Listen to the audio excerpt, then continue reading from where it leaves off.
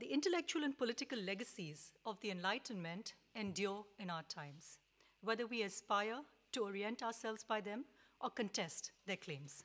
Whenever norms of secularism, human rights, or justice are debated, we are positioning ourselves vis-à-vis the Enlightenment, which provides important intellectual, moral, and political resources for critical thought.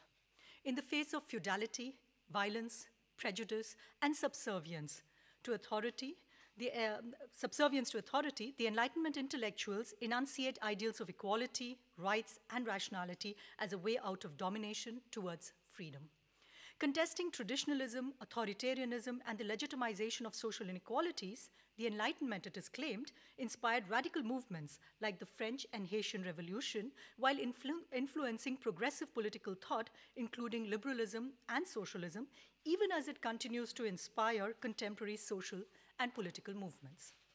However, as has been pointed out by both scholars of postcolonial studies as well as Holocaust studies, Enlightenment's promise of attaining freedom through the exercise of reason has ironically resulted in domination by reason itself. Along with progress and emancipation, it has brought colonialism, slavery, genocide, and crimes against humanity. Against this background, in the past few years, there has been increasing debate whether postcolonial scholarship that draws on the insights of Enlightenment thinkers reproduces Eurocentrism.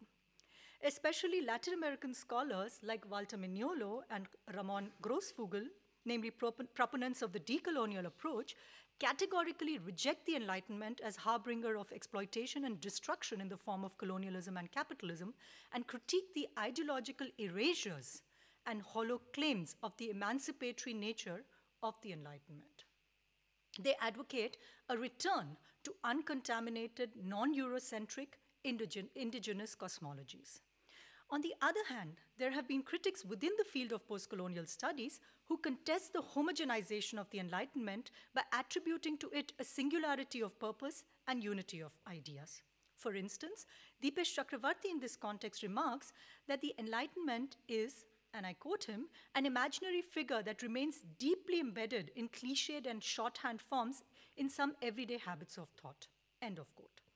The challenge remains how to think and talk about the Enlightenment as a historical period and intellectual formation without homogenizing it. Was Enlightenment imperialist or anti-imperialist, or both?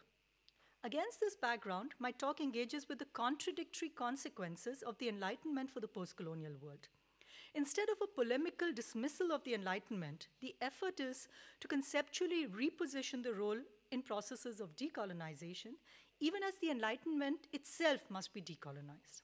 This is not a simple task of undoing the legacies of the Enlightenment and colonialism. Rather, it's a more challenging undertaking of reclaiming and reconfiguring the fruits of the Enlightenment.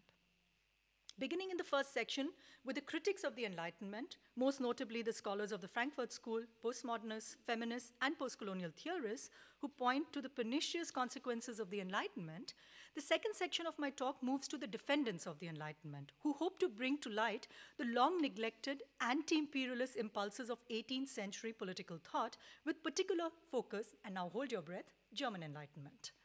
The final section deals with one of the core questions that brings together postcolonial and Enlightenment scholarship, namely the role of critical practice in transforming social and political relations. It addresses the ambivalent relation between postcolonialism and European Enlightenment and the challenge this sets up for politics in the postcolonial world. Not a modest undertaking by any means.